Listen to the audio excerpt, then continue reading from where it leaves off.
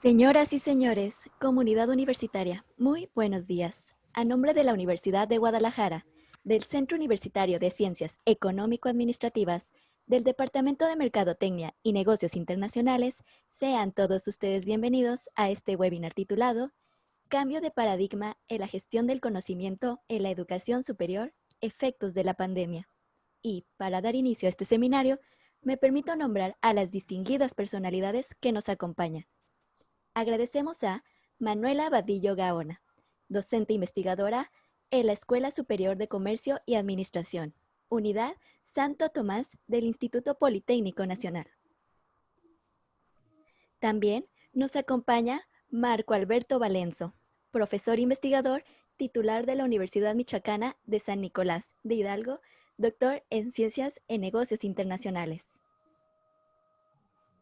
Agradecemos de igual forma a Ana Lilia Coria, jefa del Departamento de Recursos Materiales y Servicios Generales en la Escuela Superior de Comercio y Administración, Unidad Tepepan del Instituto Politécnico Nacional. Y, como moderador de este evento, nos distingue el doctor José Sánchez Gutiérrez, jefe del Departamento de Mercadotecnia y Negocios Internacionales de CUSEA, de la UDG y presidente de la Red Internacional de Investigadores en Competitividad. De igual manera, les anunciamos que posteriormente podrán consultar en www.webinars.cusea.udg.mx los seminarios llevados a cabo y próximos a emitirse. Ahora, dejo en el uso de la voz al doctor José Sánchez Gutiérrez. Muy buenos días tengan todos ustedes. Primeramente agradecer a Ana Lilia, a Marco Alberto y a Manuela por haber aceptado participar en este panel, que con toda seguridad será un panel interesante de reflexiones, donde vamos a estar analizando, debatiendo, comentando y tratando de expandir nuestros conocimientos en estos momentos en los que las instituciones de educación superior deben de cambiar de paradigma, tal como lo dice el nombre de este panel. En primera instancia me gustaría hacerles una pregunta a los tres panelistas. Para iniciar, se habla de gestión del conocimiento, en el cual una gran cantidad de personas saben o no saben lo que es gestión del conocimiento. Temas que desde Nonaka y Takeuchi iniciaron con su famoso concepto de explícito, etcétera, tácito, y también cuando Peter Drucker hablaba de la famosa sociedad del conocimiento por allá desde los 80s, la pregunta que les haría es, en la gestión del conocimiento, ¿tiene alguna vinculación, relación con el concepto de la que es la sociedad del conocimiento? Iniciaría Ana Lilia. Okay. Hola, buenos días a todos. Muchas gracias por la invitación. Y pues bueno, como decía el doctor José, este tema es muy interesante, sobre todo por lo que implica para las instituciones de educación superior. Con respecto a la pregunta que nos plantean, bueno, ¿qué relación existe entre la sociedad del conocimiento y la gestión del conocimiento? Pues la sociedad del conocimiento precede a este proceso de gestión. En la sociedad del conocimiento nosotros nos encontramos con que si antes, en el siglo pasado, en el siglo XX, cuando se dieron las primeras revoluciones industriales, lo importante pues era la fuerza de trabajo, poder utilizar después máquinas para sustituir esa fuerza, pues en este momento, en el siglo XXI, lo que es más importante y lo que genera estas sociedades del conocimiento es el poder de la mente humana, ese valor que tendría el conocimiento intelectual para poder desarrollar a las sociedades y para poder también ayudar a resolver sus problemas. Y la gestión del conocimiento entonces viene posteriormente para establecer una serie de dinámicas entre los diversos agentes que se encuentran dentro de las instituciones. Bueno, la gestión del conocimiento se da en todas las organizaciones, pero en el caso particular de las instituciones de educación superior, se refiere a esta relación entre los diferentes agentes que participan en las instituciones con el fin de poder, pues, crear ese conocimiento, poder expanderlo y difundirlo.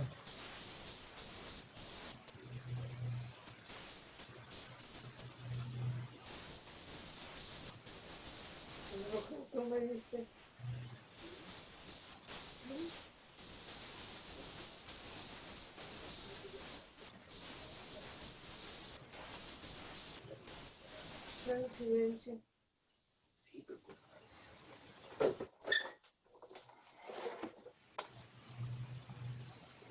Marco, ¿nos podrías comentar cuál es tu opinión respecto a este concepto de gestión del conocimiento y sociedad del conocimiento?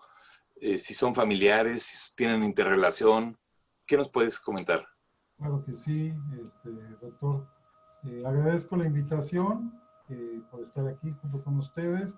Bienvenidos a mi casa, ¿no? Lo que quisiera comentar es un poquito acotar qué podemos entender por gestión del conocimiento. Se dice que todas las organizaciones saludables generan y usan conocimiento. Y a medida que estas organizaciones van interactuando en sus entornos, empiezan a absorber información y convierten este conocimiento y llevan acciones y experiencias, valores y normas. Y todo esto, como bien nos afirma Peter Drucker, estamos entrando en un tercer periodo. El primero es el giro de la organización basado en la autoridad. El segundo, la organización dividida en departamentos. Y ya este tercer periodo nos habla de la organización basada en la información, es decir, organizaciones con especialistas del conocimiento. Entonces, como bien lo decía la doctora, la parte de, y que lo afirma Nanaka y Takeuchi, es todas aquellas empresas u organizaciones que busquen generar nuevos conocimientos y diseminarlos en los miembros de la organización. ¿Todo ello para qué? Para generar ventajas competitivas, como lo menciona Barney, ¿no? Buscando que sean raras, valiosas e inimitables. Una de las principales ventajas y usos y razones por los cuales la gestión del conocimiento de acuerdo a lo que propone Milan, dice, ¿para qué nos sirve? Esta gestión del conocimiento nos sirve para compartir buenas prácticas, generar relaciones con los usuarios, desarrollar inteligencia competitiva. Y de esta manera podemos irlo relacionando con toda esta parte de los modelos de gestión del conocimiento, que son de 3 tipos, nada más para acotar. El 1, almacenamiento y acceso a transferencia de conocimiento. Todos estos tipos de modelos se enfocan en almacenar conocimiento. El segundo modelo habla sobre el desarrollo de una cultura organizacional, y el tercer modelo son los modelos tecnológicos, que abarcan el desarrollo y utilización de los sistemas. Por otro lado, esta sociedad del conocimiento, como bien nos decías, tuvo sus orígenes en 1960, pero hasta los 90 ha empezado a tomar importancia en la política y ciencias sociales. Entonces, esta sociedad del conocimiento la podemos conceptualizar como el estado actual de una sociedad moderna, donde la globalización y los avances tecnológicos han permitido desarrollar este conocimiento global. Teniendo en cuenta que cada uno de nosotros tenemos en nuestras manos, literalmente en la palma de nuestra mano, celular, computadora, acceso a todos estos avances tecnológicos. Y ejemplos de sociedades del conocimiento son Wikipedia, Facebook, Twitter, Instagram, que nos permiten tener esa libre expresión, acceso universal a la información, respeto a la diversidad cultural y buscando una educación de calidad para todos. Es cuanto. Muy bien, Marco. Manuela, ¿tú qué nos puedes comentar, qué nos puedes detallar respecto a este concepto? Sí, muy buenos días a todas y a todos quienes están acompañando en este panel. De antemano agradezco al doctor Sánchez Gutiérrez por la invitación. Bien, lo que voy a comentar, pues lo único que tiene, es el propósito de complementar lo que ya los doctores comentaron. Mi comentario está un poco más estructurado y va en este sentido. Miren, la gestión del conocimiento data de los años 50. No es hasta a mediados de los 80 que toma auge y lo hace en el entorno empresarial con la finalidad de obtener ventaja competitiva a través de ofrecer productos o servicios, algunos mejorando su calidad, otros bajando sus costos. En esta misma década se vio desarrollado sistemas de gestión de conocimiento basado en la inteligencia artificial, los sistemas de expertos, surgiendo conceptos como adquisición de conocimiento, ingeniería del conocimiento y sistemas basados en el conocimiento. En Estados Unidos surgieron teóricos de la gestión de empresas quienes contribuyeron en la evolución de este concepto, como Peter Senge o Peter Drucker. Es una disciplina joven que se forma de otras disciplinas y de sus teorías como las ciencias de la administración y ciencias de la educación y sistemas de información y comunicación. Construcción, justo, que permite una variada concepción en su composición que aún no termina, fíjense. Es decir, aparecen conceptos de acuerdo a contextos, áreas de conocimiento y uso que se pretende. En ese sentido, es que la literatura identifica una serie de definiciones con autores como Nonaka Takushi, Michael Polanyi, Thomas Davenport, Carl Seiby, Olive, Gibbons y Tunderman, entre algunos, que hablan sobre distintas definiciones. En este marco que acabo de comentar, quisiera decirles 3 definiciones básicas. La primera es la más común, que nos refiere a la gestión de conocimiento como el proceso de creación, tratamiento y transferencia de conocimiento. Pero hay otros que las hacen más sofisticadas, como la siguiente. Es el conjunto de procesos sistemáticos que permiten detectar, seleccionar, organizar, filtrar, presentar y usar información por parte de los participantes de las organizaciones con el objetivo de explorar los recursos del conocimiento basado en el capital intelectual propio de las organizaciones y permiten que este aumente de forma significativa. O bien se entiende como los procesos por el que se adquiere, genera, almacena, comparte y usa conocimiento, información, ideas y experiencias. Permítanme comentarles que dentro del concepto de gestión de conocimiento existen 2 categorías y son básicas, lo que es el conocimiento tácito y el conocimiento explícito.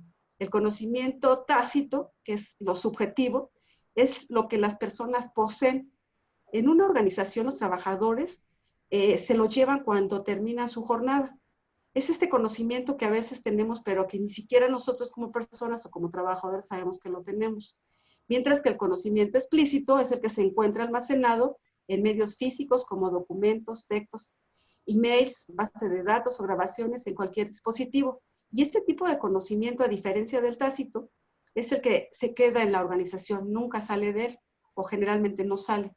Aquí es bien importante ver la interacción entre estas categorías, porque si el tácito influye al explícito, se le conoce como internalización mediante un proceso de socialización. Esto es muy ampliamente explicado por Nonaka y Takushi en su modelo espiral del conocimiento. Y bueno, hay otra serie de modelos. No quisiera extenderme, pero me pareció que era importante como precisar esta parte muy estructurada de lo que significa gestión del conocimiento. Y la relación que tiene con las sociedades del conocimiento es muy interesante. Si bien sabemos, han pasado 4 revoluciones, entre ellas la cuarta, que es la era del conocimiento, es especialmente importante porque es la que nos está permeando en la actualidad, pero no solamente nos permea como esta contribución de conocimiento, sino porque hay una cuestión de dominación. ¿Qué quiero decir con esto? Que existe en el ambiente lo que se le llaman sociedades del conocimiento y economías del conocimiento. Aquí quiero plantear lo siguiente. A mí sí me gusta hacer mucho bien la distinción entre que es una sociedad del conocimiento, que es aquella que es el conocimiento que utiliza la sociedad para un bien propio, un bien común.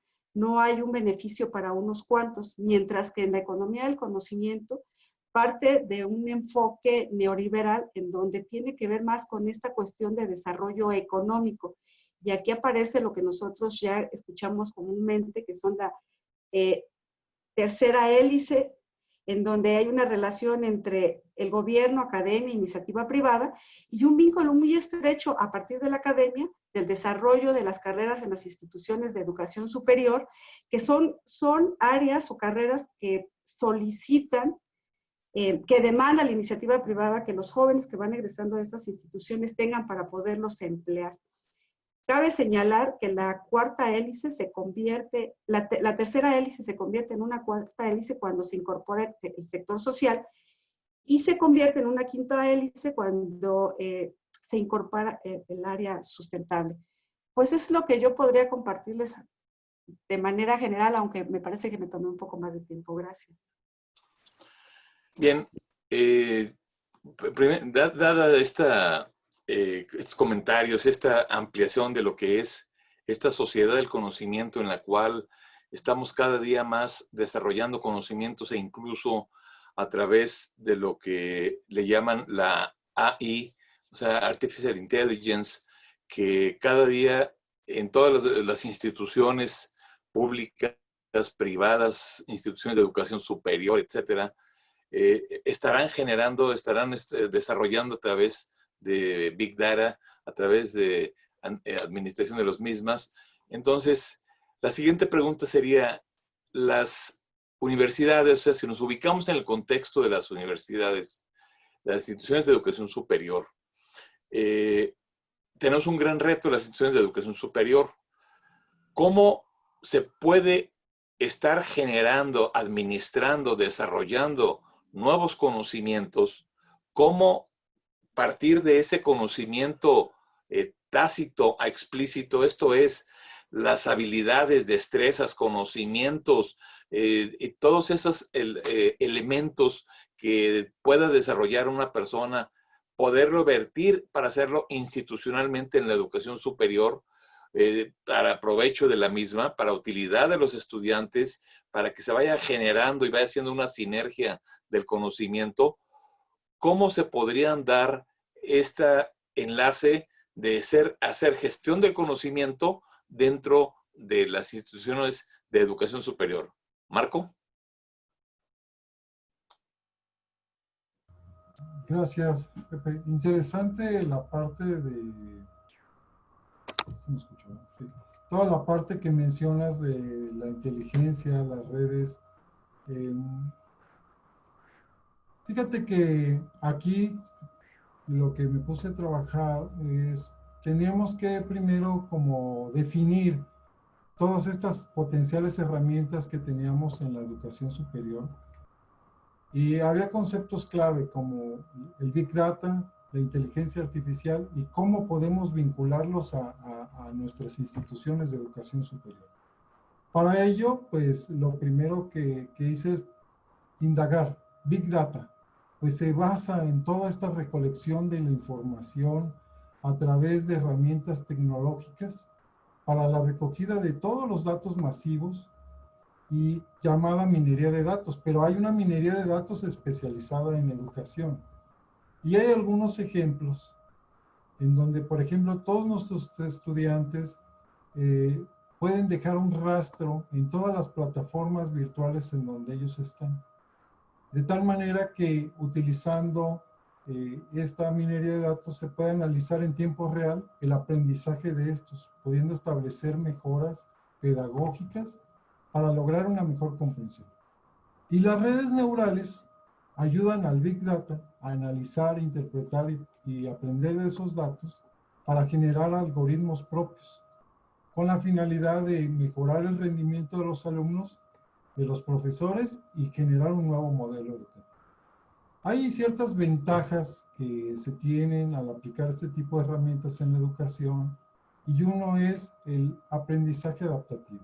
Es decir, empezar a tener sistemas combinados entre Big Data e inteligencia artificial sobre la recogida y análisis de datos de cada uno de nuestros alumnos para ir produciendo conocimientos y aprendizajes personalizados que vayan modificando las necesidades y progresos reales de los alumnos. La parte de que se pueda personalizar los programas educativos, es decir, ya podemos nosotros ofrecer a nuestros alumnos para que tengan avances reales y no pensemos que todo nuestro grupo avanza al mismo ritmo y que puedan adquirir competencias definidas. También necesitamos mejorar las técnicas o nuevos métodos de enseñanza con estas nuevas herramientas, como pueden ser el aprendizaje basado en competencias, aprendizajes combinados, el uso de la gamificación que se está estudiando a través de los juegos, cómo podemos empezarles a enseñar a nuestros alumnos técnicas. Se busca también mayor eficiencia, es decir, la parte de la optimización de los recursos. También se podría predecir el abandono y desempeño de los estudiantes en cada curso o asignatura que sea complicada. ¿Cómo lo haríamos? A través de un bot que lea expresiones faciales de algún estudiante y que indique si le está costando entender algún tema, y el profesor puede ayudar y modificar esta enseñanza para evitar el fracaso escolar. Claro, este mismo bot puede detectar el interés, motivación, concentración, estrés, destreza. Y bueno, todo este tipo de herramientas ya las estamos viendo ahora disponibles. Hay algunas que Microsoft está lanzando. Hay toda una plataforma para enseñar la ciencia, las matemáticas y la tecnología.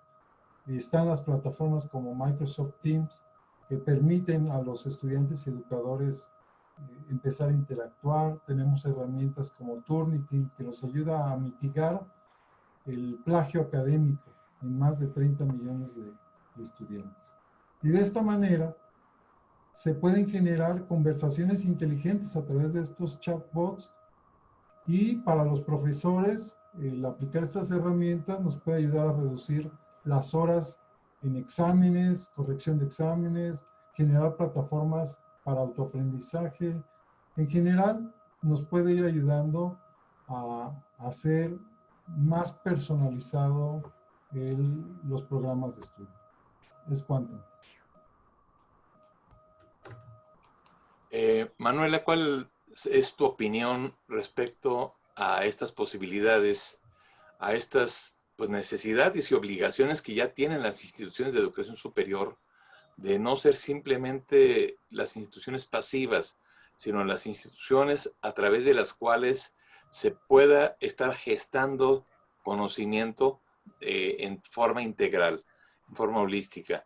¿Cuál sería tu opinión, Manuela? Bueno, es una pregunta sumamente interesante, porque nos queda el pensar que cómo y quién crea conocimiento. Yo quiero plantear una actividad que realizan todas las instituciones de educación superior y que desde mi muy particular punto de vista me parece que es donde se da la creación fuerte de conocimiento.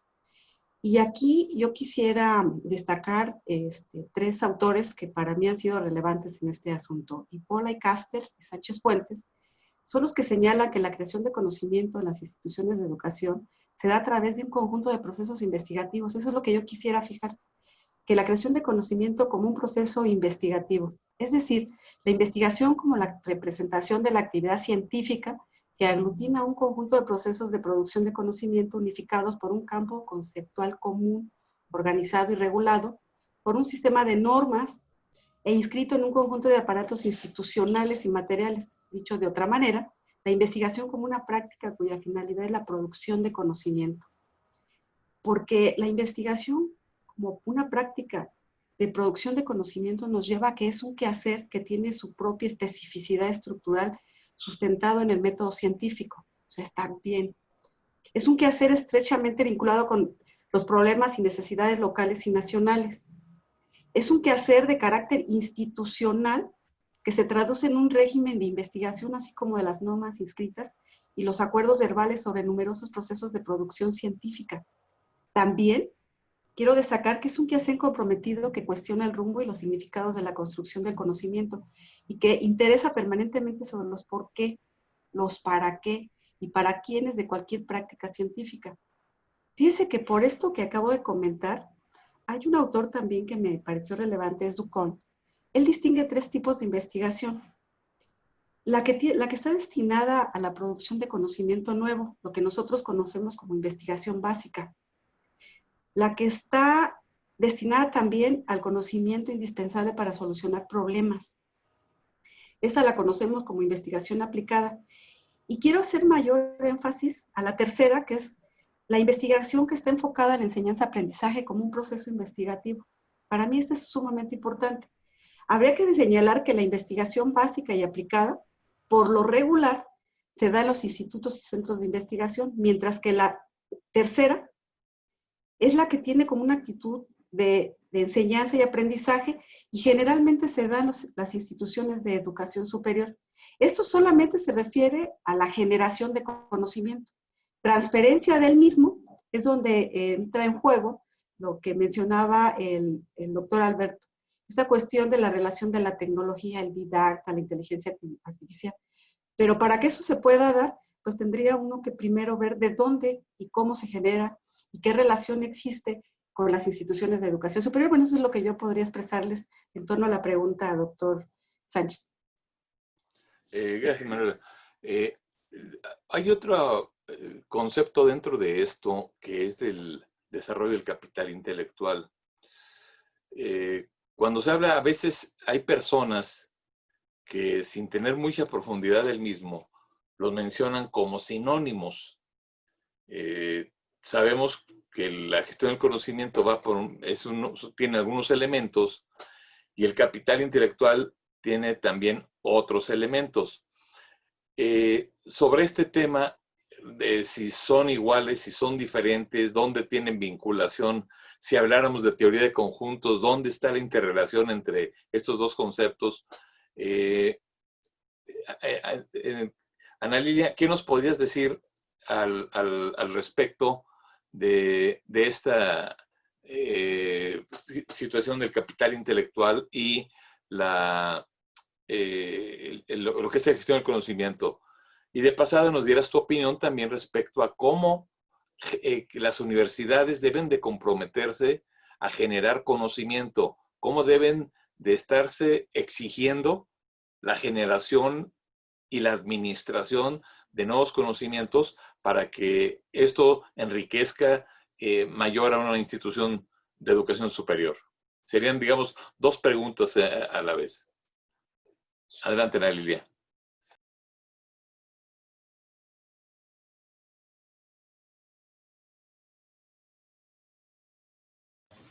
Perdón, muchas gracias. Cada institución de educación superior tiene su propia complejidad, tienen sus propias dinámicas y también sus propias finalidades. Y de la misma forma son dirigidas por diferentes grupos, por diferentes agentes que tienen también diferentes posturas que buscan solucionar las problemáticas educativas y organizar los recursos con los que cuentan. Este proceso es lo que nosotros denominamos pues la gestión del conocimiento en las instituciones de educación superior. En este sentido,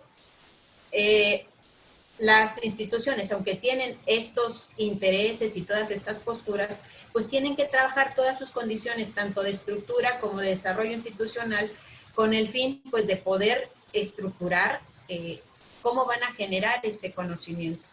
En este sentido, por ejemplo, la gestión del conocimiento en las instituciones de educación superior se ha centrado mucho en la parte de la planeación. Y pues lo interesante sería pues dar también pauta al seguimiento y a la evaluación de cómo se va generando ese conocimiento.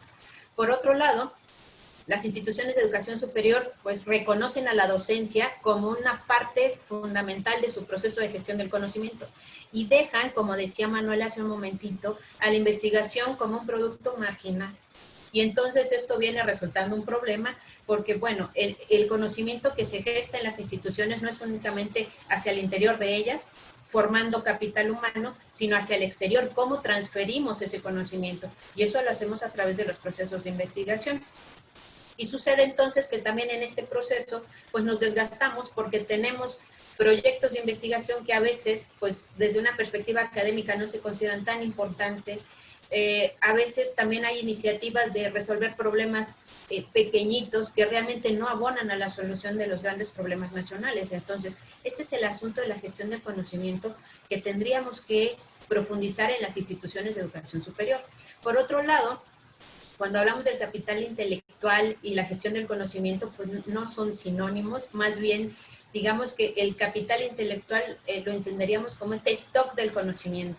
que además, bueno, para no entrar en situaciones de controversia, porque hay un montón de definiciones de capital intelectual, nos centraríamos pues en este bagaje de conocimientos que generan tanto las instituciones como las organizaciones, las empresas, y que desde el punto de vista de diferentes perspectivas, pues tiene una conceptualización. Si lo vemos desde la literatura contable, el capital intelectual se considera como un recurso intangible que le da valor a las empresas desde el punto de vista financiero. Si lo vemos desde el punto de vista económico, se consideran como activos, como recursos de conocimiento que pues generan a los factores de producción. Y finalmente, en las empresas se le conoce como el capital intelectual, es decir, este conjunto de conocimientos que las empresas van generando, que van haciendo suyo con el fin pues, de poder generar también valor en las organizaciones. Muchas gracias.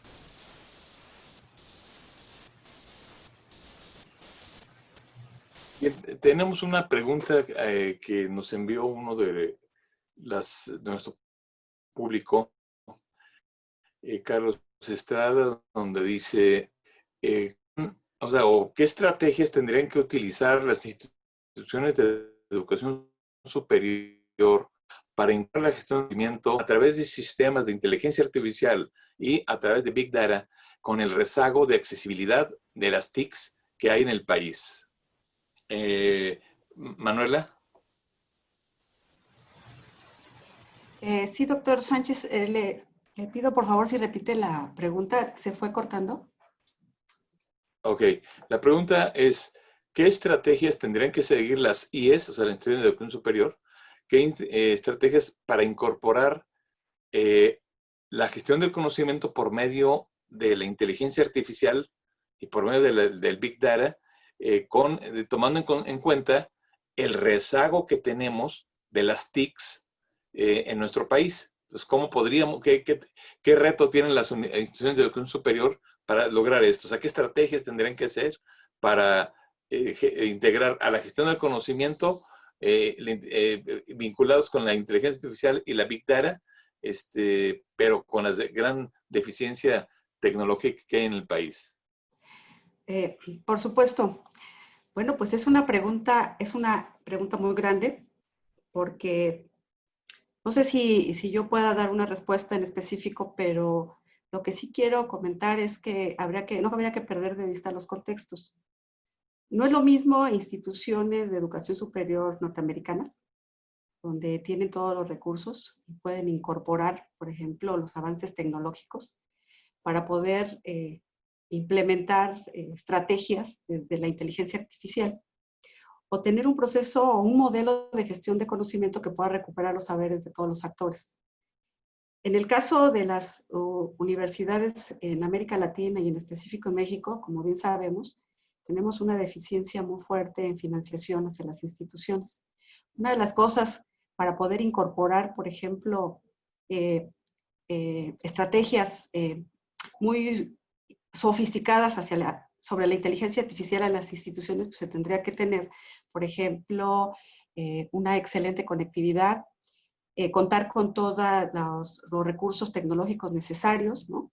Porque para que esto se pueda dar, esta relación entre el Big Data e inteligencia artificial en una institución de educación superior, lo que se sugiere son 3 cosas importantes: que se haga la automatización de procesos en las instituciones, que se dé la hiperpersonalización del servicio y que se haya una conectividad entre los campos o los campus.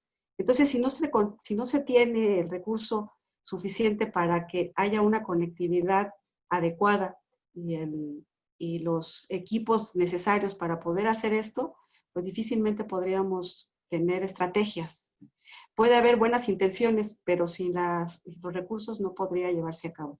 Simplemente por mencionar alguno, miren, hablar de la automatización de procesos tiene que ver con incorporar estrategia artificial para poder dar respuesta, ¿no?, tanto a cuestiones pedagógicas y administrativas, alumnos y docentes, sin necesidad de estar de manera presencial. Entonces, si no tenemos el equipo, no se podría realizar. Entonces, yo creo que más allá de una respuesta, habría que considerar los contextos.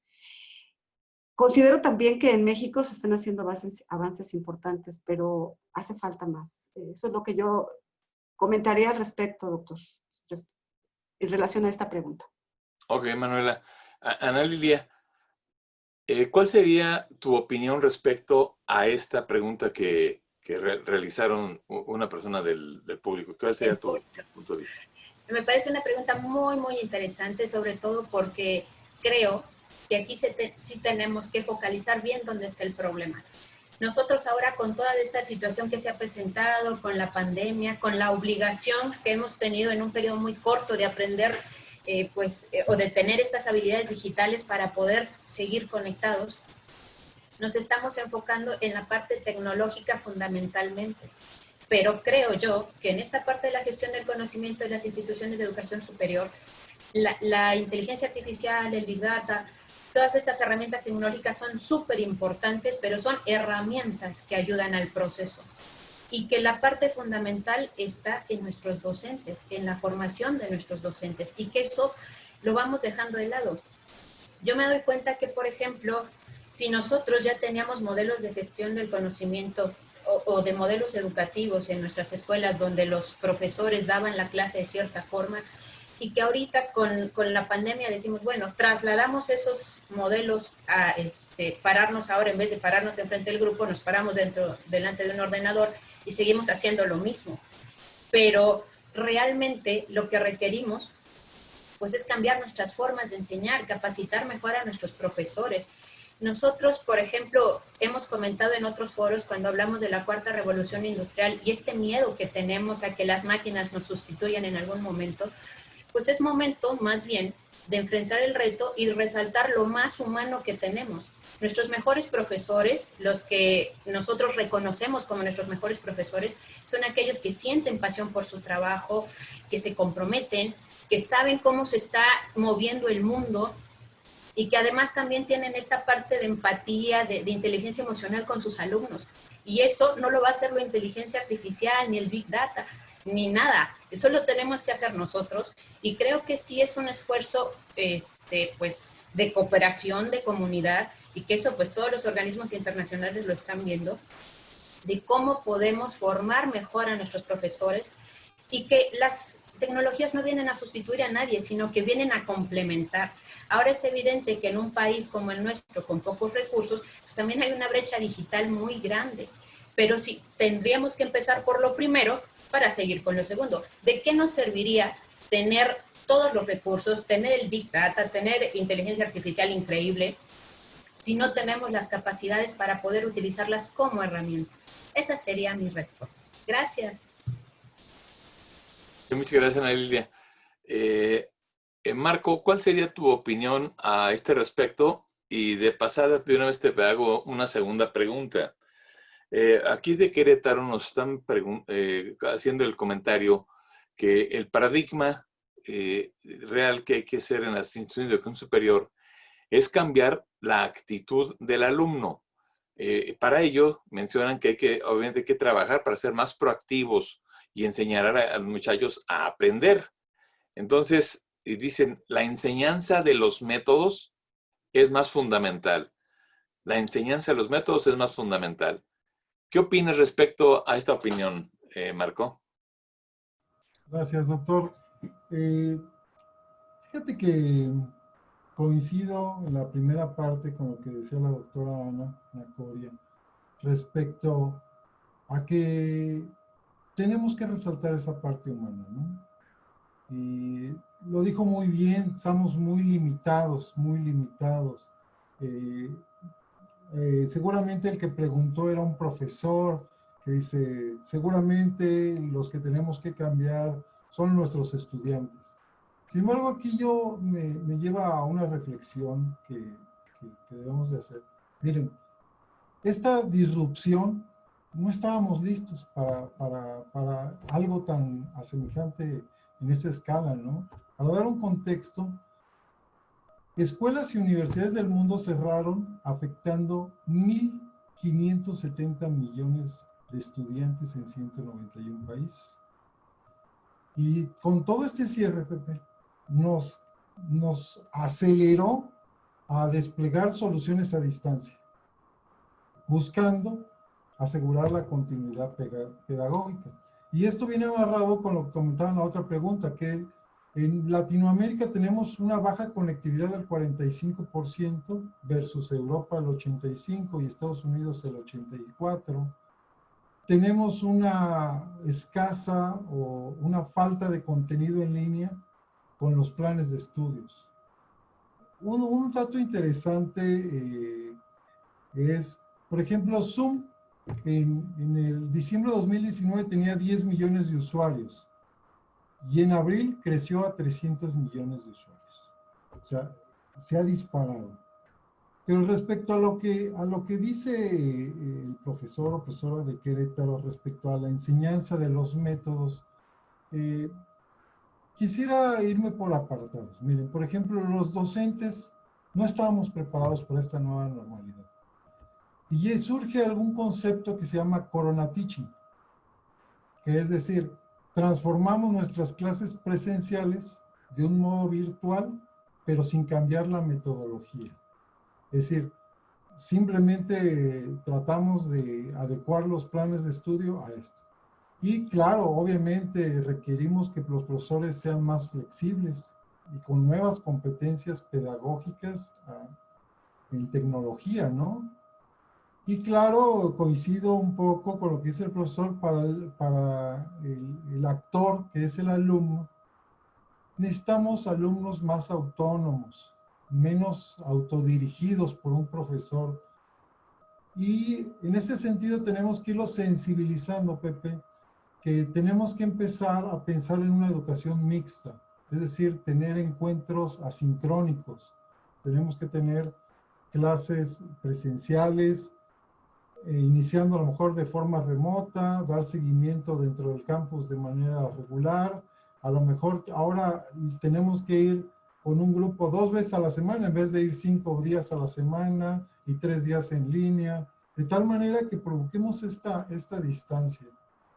Y el otro de los actores pues son los directivos, ¿no? O sea, directivos bien alineados, hombres y mujeres de visiones amplias, con alta capacidad innovadora, líderes transformacionales que puedan adaptar esos nuevos planes de estudio, ¿no? Seguir apoyando la investigación, la parte de la cultura y los deportes.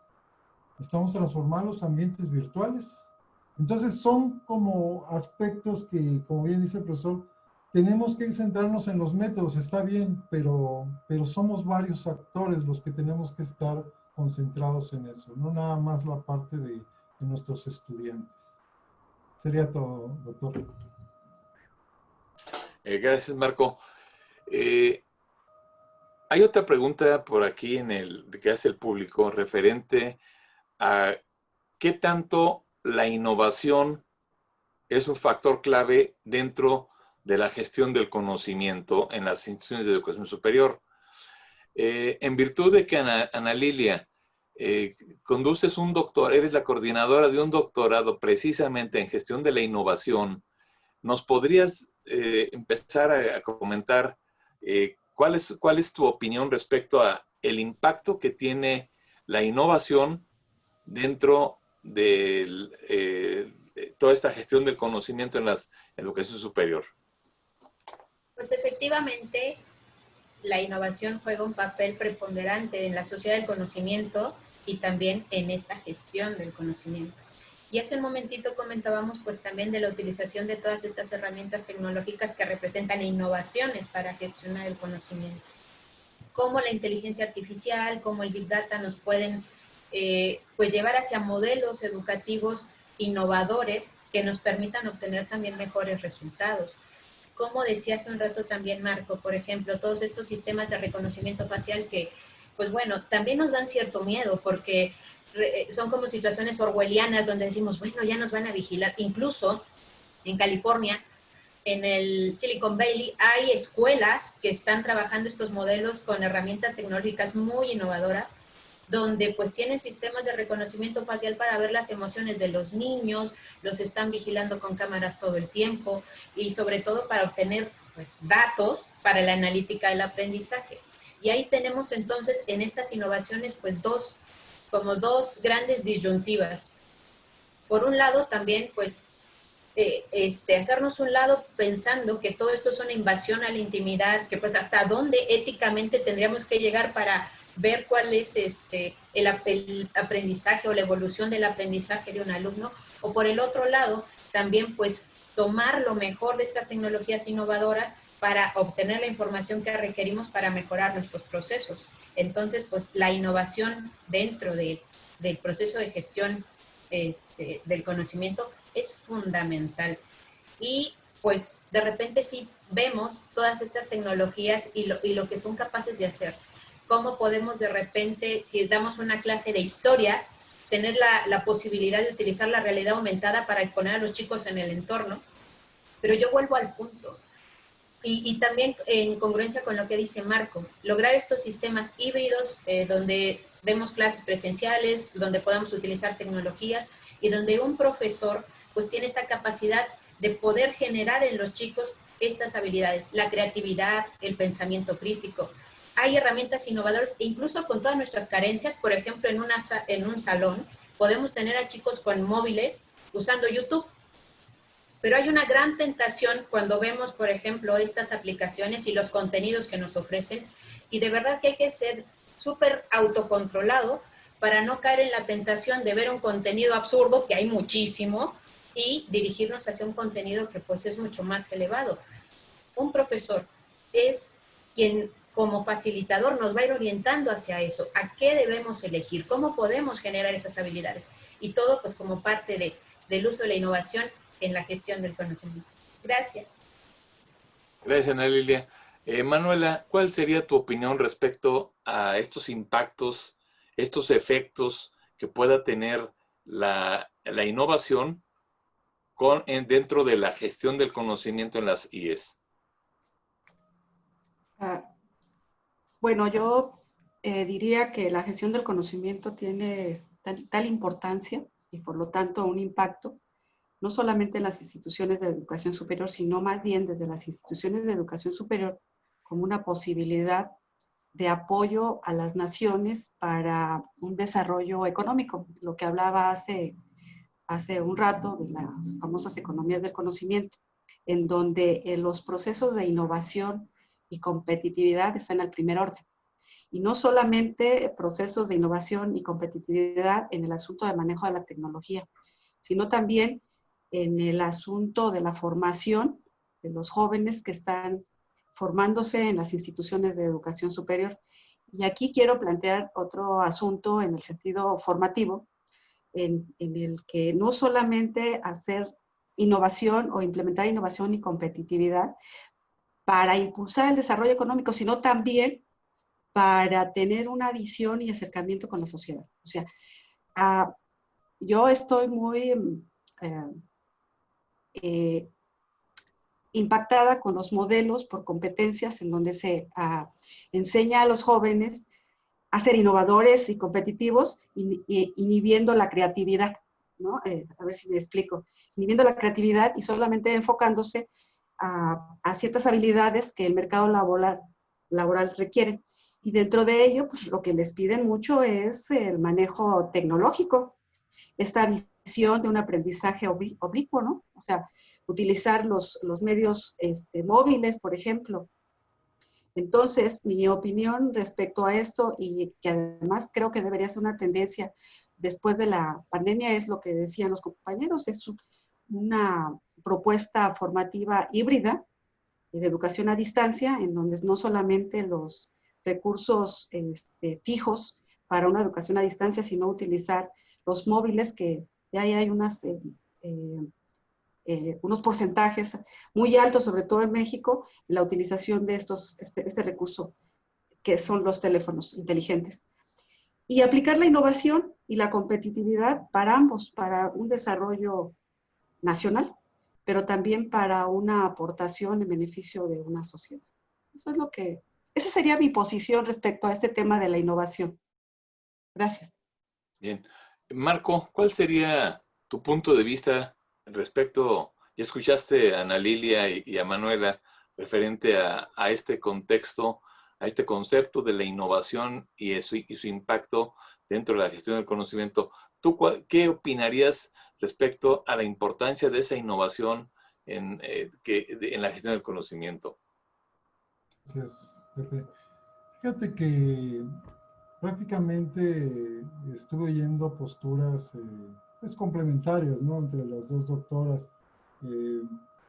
Esta parte de que no está de acuerdo pues en la parte de que todos los estudiantes generen competencias o que busquen competir en todo momento a través de las innovaciones. Sin embargo, pienso que ese tipo de posturas empiezan a evitar que los estudiantes tengan ese sentido de competencia, pero a la vez estoy de acuerdo porque también necesitamos integrar a estos jóvenes, porque si les ponemos solo a competir, difícilmente van a poder desarrollar capacidades como la creatividad, como ser capaces de solucionar problemas, capaces de trabajar en equipo, o cómo llevar a cabo esta innovación, mucha innovación, pero sin que sean capaces de desarrollarse en ambientes inciertos, transformadores. Entonces, toda esta parte de los profesores, los estudiantes, son actores junto con las universidades que tenemos que estar proponiendo estas innovaciones. Por ejemplo, las instituciones de educación superior deberíamos de estar ofreciendo cursos virtuales, pero a través de experiencias vivenciales con universidades asociadas cercanas o con las que tengamos convenios, ¿no?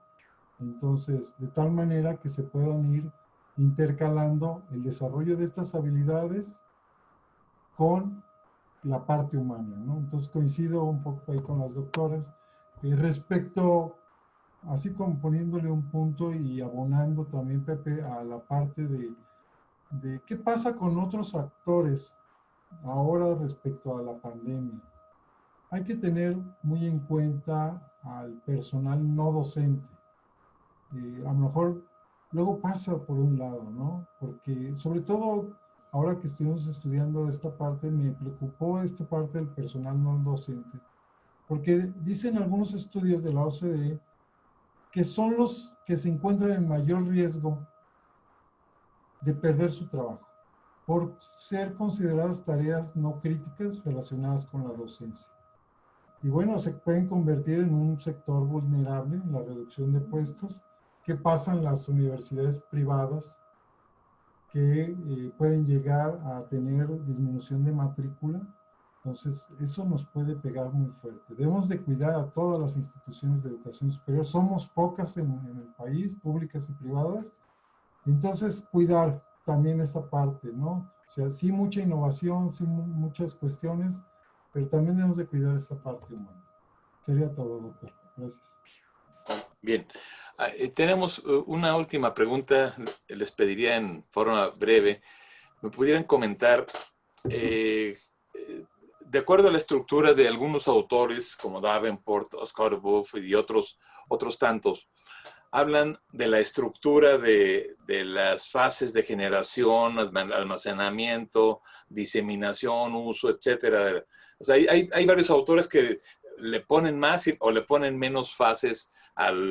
Aquí la persona nos puso 6 fases, pero de acuerdo a su experiencia y conforme a la pregunta, ¿qué es lo que estamos haciendo bien y en dónde estamos fallos dentro de esas fases de gestión del conocimiento? O sea, olvídense si son 4, si son 6, si son simplemente los elementos clave más importantes. Desde que entra el conocimiento, desde que se está teniendo dentro de la información de ese Big Data, dentro de cómo se ha administrado, dentro de cómo se está pasando, transmitiendo, diseminando a toda la organización y cómo se está utilizando la misma. En forma rápida, si empezamos, Manuela. Sí, doctor. En las instituciones de educación superior, como cualquier organización empresarial, se dan estos procesos, independientemente, como lo comenta, pues son 6 o 5, ¿no? ¿Qué es lo que se está haciendo bien desde mi punto de vista en las instituciones de educación superior? Lo que se está haciendo bien es que casi todas las instituciones tienen repositorios y todas las instituciones financian lo que, en cierta medida, algunos más, algunos menos, la generación de la investigación. Es decir, los docentes investigadores tienen, se les autoriza proyectos y pues se realiza la investigación, como lo mencionaba, la investigación como productora de conocimiento.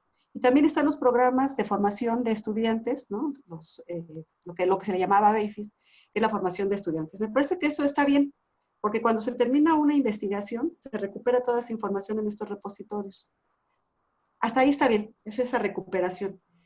¿Dónde viene, desde mi punto de vista, lo que está faltando? Lo que está faltando es la cuestión de la difusión, porque solamente se colocan en esos repositorios, no hay un tratamiento, muy poco en algunas instituciones, ese tratamiento no sabemos cómo se da, ¿no?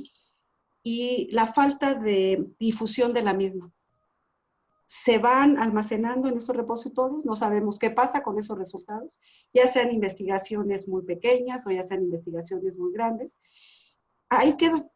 Y solamente se da a conocer esta información o este conocimiento nuevo cuando el mismo investigador, en compañía de estos estudiantes que se están formando, pues llegan a hacer publicaciones. Entonces, las instituciones me parece que está bien en este modelo de repositorio como generador de conocimiento, pero falta hacer mayor difusión de la misma. Eso es lo que le diría. Ok, Manuela. Marco, tu opinión al respecto de esas fases en donde sientes que esté fallando la gestión del conocimiento. Gracias. Muy interesante, muy interesante. Fíjate que yo coincido con la doctora. Nos está faltando la parte de diseminación de nuestros resultados, ¿no? Toda la generación del conocimiento que se hace a través de proyectos, a través de todos los trabajos que hacen los estudiantes para las empresas. Decía que si bien nos caminaba en una publicación, pero sin embargo, en este tipo de publicaciones, pues no mucha gente nos lee. Entonces, creo que el reto grande de las instituciones es que hay un retraso en las métricas de evaluación respecto a cómo nos miden a los profesores, porque nosotros pudiéramos estar diseñando la transmisión de esos resultados a través de tweets, a través de blogs, a través de tecnologías aplicadas a la educación, de tal manera que podamos, Pepe, ir diseminando el conocimiento a la sociedad y de irles transmitiendo todas esas partes que hacemos de manera general a la sociedad y que puede servir a lo mejor para un pedacito, un sector de empresas o un sector de gobierno o estudios de estudiantes aplicados a ciertas empresas, que se note pues que hay avance, ¿no? Entonces sí coincido con la doctora en la falta de diseminación y en la falta de criterios de evaluación, que hace falta que estemos integrados con la sociedad. Muchas gracias, doctor. Sí, Marco. Doctora Ana Lilia, tu opinión, que por cierto aquí hay una Mayra, una persona, Mayra Roma, quien menciona que de acuerdo a tu comentario anterior, está de acuerdo contigo que lo importante es que el facilitador, o sea, el docente o investigador o quien le corresponda, es quien debe guiar ese camino y además ayudar a transitar en esa sociedad de la información a la sociedad del conocimiento, como dice Castells. Bien, de esta ¿mandé? No, es un comentario, no es pregunta, ¿eh? Gracias a Mayra que dice que está de acuerdo conmigo. Ok. Bien, entonces, de la misma pregunta, ¿qué nos puedes decir en relación a estos elementos que incluso a veces tenemos una gran cantidad de recursos, simplemente los apoyos con ACID y grandes cosas que se van generando y que a ratos, pues queramos o no, hay momentos en los que yo le doy la razón al presidente, muy pocas veces, pero sí las hay, en las que dice él, hay mucha investigación basura. Y basura, ¿por qué? Porque llega la información, se genera, pero hasta ahí llega, jamás se disemina, jamás se hace uso, jamás se pone en práctica, que ese es un factor muy importante para generar sinergias en una sociedad. Ana Lilia, ¿cuál sería tu opinión respecto a esta pregunta que hubo? Sí, pues yo estoy de acuerdo con todos ustedes, con Manuela, con Marco, contigo, porque finalmente pues estamos fallando en esta parte de la divulgación y la transferencia del conocimiento. En el caso de la divulgación, ya bien decían los compañeros, en la diseminación del conocimiento, pues es un problema de política pública, porque finalmente, como decía Marco, los sistemas de evaluación nos van llevando a los productores de ese conocimiento a ciertas actividades que están regidas por métricas y que entonces a veces a nosotros nos preocupa más de repente pues generar investigación que se vea evidenciada en papers que son leídos por una élite y que no llegan realmente a quien deberían de llegar. Y muchas veces también el trabajo de divulgación incluso hasta es mal visto por nosotros mismos porque decimos, ay, fulanito es un divulgador, como si no fuera un científico de verdad. Y el divulgador lo que hace es acercar ese conocimiento de una manera tan natural para que todos podamos comprenderlo, aún no siendo expertos en el tema, que deberíamos trabajar más en esa parte. Y que también nuestras publicaciones pues tengan un impacto social más allá del mero paper. Ahora, también yo lo entiendo, porque como dice Marco, pues si finalmente a nosotros la política pública te exige pues que te evalúes, o sea, a cada ratito, pues entonces, ¿qué tiempo tienes tú para hacer estas actividades donde puedas bajar el conocimiento? Estás más preocupado por cómo te van a medir que por lo que vas a poder bajar para que impacte. Y por el otro lado, también en los proyectos de investigación, como decías, Pepe, pues es que eso es terrible. Coincido contigo, porque de repente vemos que los proyectos de investigación, como cuentan con pocos apoyos, pues realmente, ¿qué puedes hacer tú con tan poquito dinero?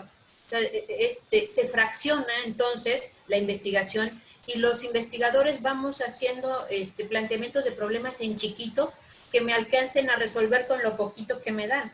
De tal manera que entonces esas investigaciones ni tienen gran impacto, ni ayudan a resolver problemas, ni son integradoras.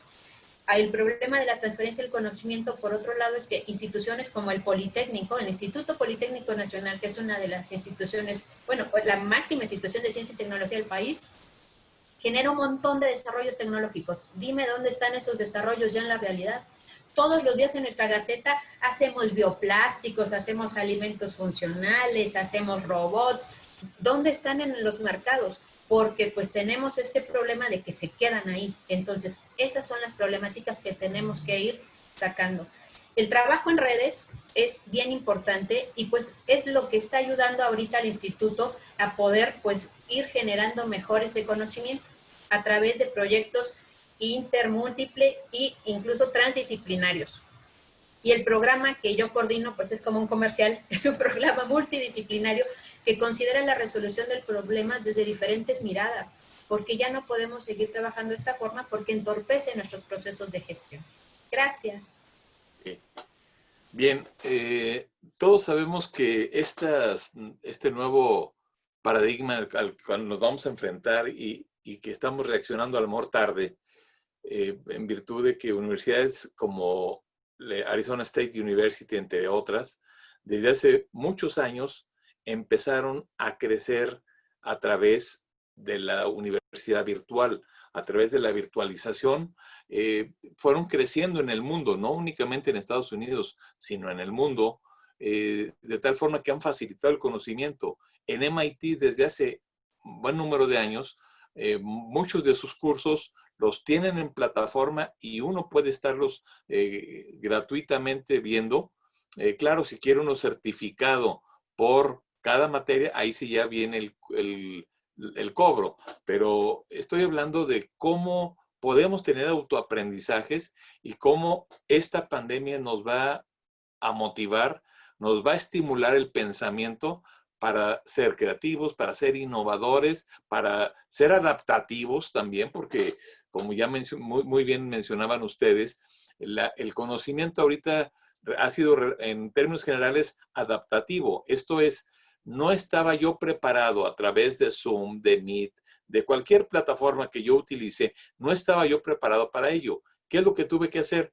Improvisar mi clase presencial a realizarla en forma virtual, sin tener todos los elementos que en un momento determinado hay herramientas, hay tutoriales donde te preparan para que seas más profesional en el uso de estas plataformas, no únicamente utilizarlas como en este momento que estamos teniendo comunicación, pero sin, digamos, sin el uso de otros elementos en los cuales yo, por ejemplo, poder estar poniendo una foto y a ver de esta foto, ¿ustedes qué opinan? O sea, no sé, son detalles que tenemos que ir aprendiendo, tenemos que ir desarrollando. Ana Lilia, Manuela, Marco, les agradezco infinitamente su participación. Este panel realmente fue un panel muy, muy rico. Hay otra serie de preguntas que nos han llegado que, bueno, ya no, no alcanzamos a responderlas.